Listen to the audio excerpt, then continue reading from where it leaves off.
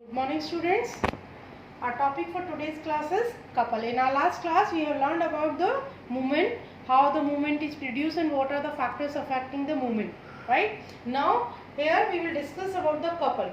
So we have learned that when a single force is applied on a pivoted body, right? That means if a body is pivoted at a point and if force is being applied, then what is happening? The rotational motion will be there, right? And the direction of rotational motion depends upon the direction of the force, in which direction you are applying. For example, if I am applying the force over here, then the body will move in anti-clockwise. But now if I change the direction of the force, then the body will move clockwise, right? So but actually the rotation is always produced by the pair of forces. In our last class we have learned about that for a action there is always a reaction. That means there must be a reaction force should be there. And where it is? Till now we have learned about that single force. But what is happening whenever this single force is being applied? Then at the pivoted point a reaction force is always there. Reaction force. And this reaction force is what? It is equal in magnitude and opposite in direction. That is equal and opposite force, right? So now force we have learned that there are two forces always there. Now if I calculate the moment for this point where the force is being applied, for this moment what will be the moment? The magnitude of the force and the distance, the perpendicular distance between that, right? But what is the magnitude of the reaction force? The force, the same force that is being over here, that will be the magnitude of force. But what will be the moment? Moment is what? Force into distance. And distance from where? Distance from the pivoted point. Now as the reaction force is at the pivoted point itself, that means distance is what? 0. So movement becomes 0, right?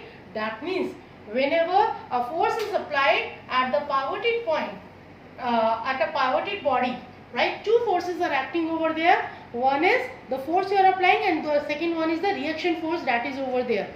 But as the moment of the reaction force becomes 0, so that's why we are considering only that force.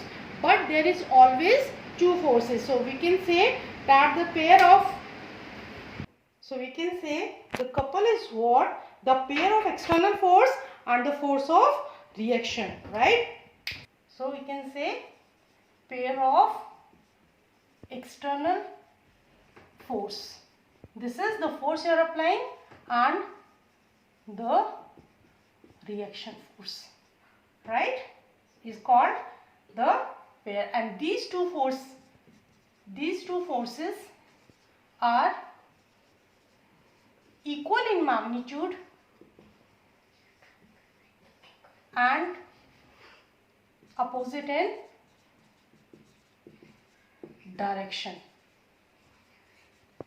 And one thing more, whenever it's about rotation, these two forces acts on the different line. There, what I am saying, just like over here, the point, the line of the action is over here and this force will act over here, right? For example, if I say an object is there, right? If the force one is here and another is over here, their line of action is different, then only the rotation will be produced. So you can say that opposite and parallel forces not acting along the same line, right? That will produce the rotation and that form a couple. So a couple is always needed to produce a motion, right? So what is happening, for example, if I say when you open the door, and it is fixed at the hinge, right? Whenever you are applying the force over here, one force you are applying with which it is moving and another force is at the hinge itself, that is the reaction force. Similarly, if you are opening the fridge, then again one force at the door of the fridge, another reaction force is on the hinge of it. So that means there is always a couple of forces, right? But sometimes what we do, we require a larger turning effect, right? Just example, I said to open the nut of a car wheel. Then Can you do it by single hand? No. In that case, you need a larger turning effect. In that, what we need to do, we need to apply two forces. So, to open the nut of a car wheel, what we do, we apply two equal forces, right? For example, this is a car engine. If you want to apply the force to open that, then what you need to? You need to hold it over here and here. Then what you need to do? You need to apply the force so that it should rotate in a same direction, right? So, just to have the larger effect, the larger turning effect, what we do, we apply both the forces to turn body in the same direction, just like turning the tap. If I say you need to turn the tap, then for this, what happens? If you hold it, then what happens? You need to like that. Even if I am saying I want to move it, then what I will do? With both the hands, see, with my thumb and finger, what I am doing? I am moving it. So what I am doing? I am applying two forces to have larger turning effect. One is in this direction and second one is opposite direction. So these two forces forms a couple. Just like example I say for the turning of a water tap, tightening the cap, and even the turning a key in a lock, right? And have you seen when we hold the steering, we hold it by both the hands, right? In steering, what happens? It is being holded at this point also, at this point, right? So either the force over here, it will be downward, but over here it will be upward. Now the force is in different direction, but its turning effect is what? It is moving in the same direction. So that forms the couple, right? Now what is the movement of the couple? Movement of couple. Okay. In force, we have done that movement is what? Movement is force into distance wherever you was having the single force. But now it is about the couple. For example, I am taking an object here, a force of half is applied over here. This is the pivoted point, and over here another force is also applied that is equal in magnitude but opposite in direction. This is A point and this is B point. So from here to here, for this F1, right, you can calculate the moment. So moment will be what? It will be force into distance. So it will be force into OA. Similarly, movement at B point for this one, it will be what? Force into OB. So total movement of what? Total movement of couple, it will be what? F into OA plus F into OB. So can I write F into OA plus OB, right? And OA plus OB is what? Force into AB. This is the distance in between the two forces acting. So I can say that moment of couple is what? Either of the force. Either, because both the forces are equal in magnitude, multiplied by a perpendicular distance between two forces. Perpendicular distance between the couple arm. This distance is called the couple arm, right? Because this is the distance between the two couple forces, right? So you can say moment of the couple is what? It is, if I say moment of couple is what? Any one of the force, either force multiplied by the couple arm, right?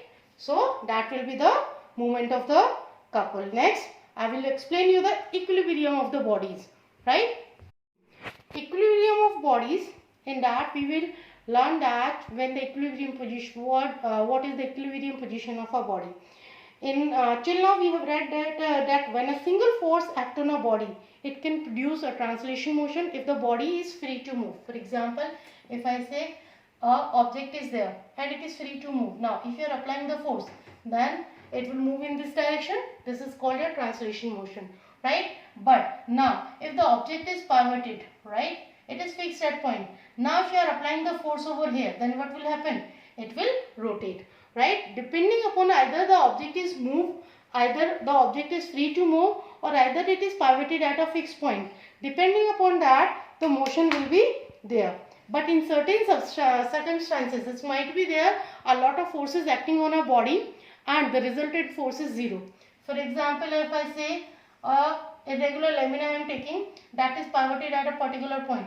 Now, a lot of force is being applied over here. For example, 10 Newton I am applying over here, 20 Newton and 5 Newton, right?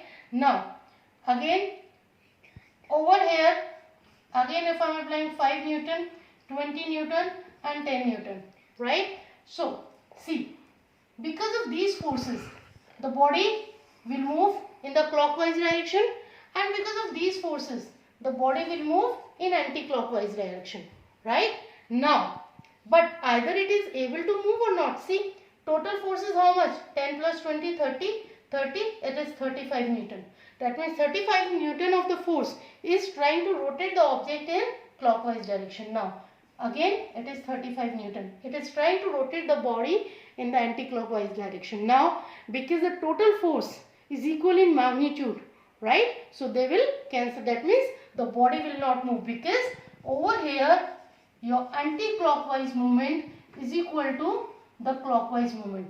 And also, it depends upon the distance from the pivoted point also.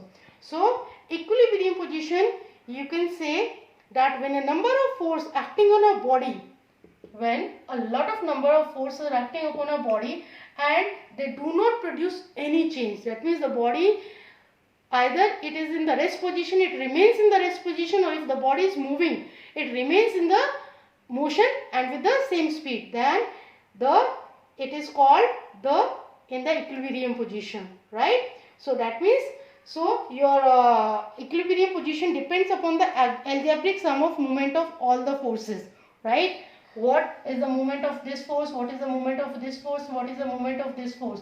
The total moment of these force must be equal to the total moment of this force. Then only the body will not be able to move, and this is called equilibrium position. For example, if I say seesaw, right? In seesaw, what is happening? It is always at a fixed point, right?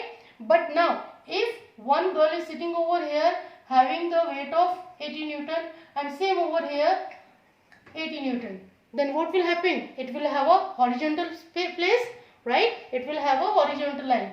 That means it is what? The equilibrium position. But now, if I say over here is 30 Newton and over here is only 50 Newton, this is at center. This is the center, that's why I am taking example, because if it is center, the distance and this distance, it is same, right? Now the movement will depend upon the force. But if the distance is also different, then your clock rotation depends upon the force as well as the distance in between them, right? So either the body is moving in clockwise direction or either the body is moving in anti-clockwise direction. That completely depends upon the force as well as the distance from the pivot point, or you can say the movement. It's not only about the force. You need to calculate the movement first, and then only you can calculate either the body is in equilibrium position or in the motion position, right? Next is our kinds of equilibrium. So the equilibrium is of two kinds. One is the static equilibrium and another one is the dynamic. In static means to say when a body remains in the state of rest under the influence of several forces, then it is called the static equilibrium. That means if the body is not moving, it should not move either how much the force is being applied. For example, I am taking a object is there and now the 10 force of Newton is being applied and the same 10 force is being applied in this direction. Now the body will move. No, the body will not move, right? Similarly, a book lying on a table, then what happens? It weight acts downward, right? And the normal reaction force acts upward. That's why the book on the table, it remains in the rest position. This is what? Static equilibrium. Even in the beam balance, when the beam balance is at the horizontal position, right? What I am saying, if the beam balance, if it is like that, that means both the moments are not equal. But if the beam balance is the horizontal one. It means to say what? The total movement for this and the total movement at this. At both the condition, the total movement becomes equal, right? If the force is over here, the rotation will be what? Anti-clockwise, and another force is here. Then what will happen? It will go like that. That means what is happening? If this movement and this movement both are equal, if the clockwise movement is equal to the anti-clockwise movement, right? Then what is happening? It will be in the state of the rest position, right? This is called the static equilibrium. That means if the body is in rest position, if it remains in the rest position, either the force are applied over there, right? Then it will be there the static equilibrium. Next is your dynamic equilibrium. In dynamic equilibrium means to say when a body remains in the same state of motion. If it is in the translation motion, it must be there. If in the rotational motion, it should remain in the rotational motion. That means if it is not changing its motion under the action of force, then it is called the dynamic equilibrium. For example, if I say raindrop. See, when a raindrop is coming downward and it is reaching to the earth's surface from a height, then what is happening? We say that raindrop moves with the constant velocity. Raindrop moves with a constant velocity. The reason is what? The weight of falling drop. The weight of falling drop is balanced by the sum of the buoyant force and the force due to the friction. See, when the raindrop is coming, its buoyant force is there because it's liquid, and another thing, when it is coming down, the friction force is there. So it's whatever its weight is acting downward, and the buoyant force plus the friction force are acting upward. So both of them, they balance the resultant. So hence it moves with a constant velocity. That means its weight does not affect the velocity. When it is coming down, the velocity of the raindrop remains the same. Another example, if I say the aeroplane. Aeroplanes also moves with the constant height. When upward lift on it balances its weight. See, when the aeroplane is moving, then what happens? Its weight, the weight of the aeroplane is acting downward and its lift act upward. Hence, it is being balanced, and hence, so what is happening? It remains in the same motion. Similarly, if I tie a stone and just rotate like that, right? Then what is happening? Until I am applying the force over there, the stone will rotate in a circular motion. Why it is happening? Because my force has become equal to the centripetal force. So till then, the force I am applying, that is equal to the centripetal force. Till then, the stone will rotate in the circular motion. So these are the examples of dynamic equilibrium, because the tension in the string provides the centripetal force required for the circular motion. So we can say the motion of a planet around the sun, or the motion of the satellite around the planet, or the motion of electron around the nucleus of an atom. These are what? These are the cases of the dynamic equilibrium. So we are having two types of the equilibrium.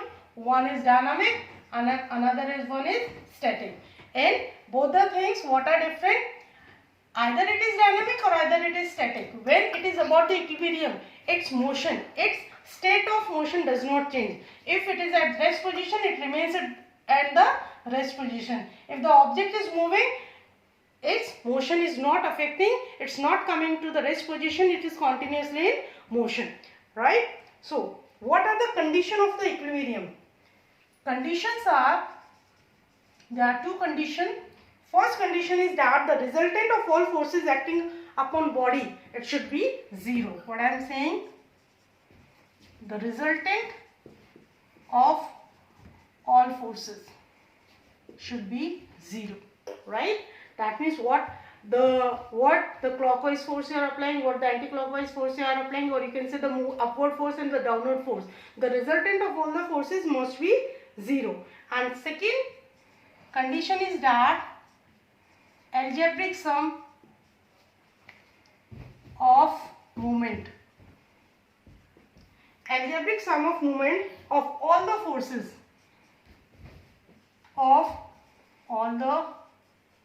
forces that must be about the point of that pivot point, that must be 0.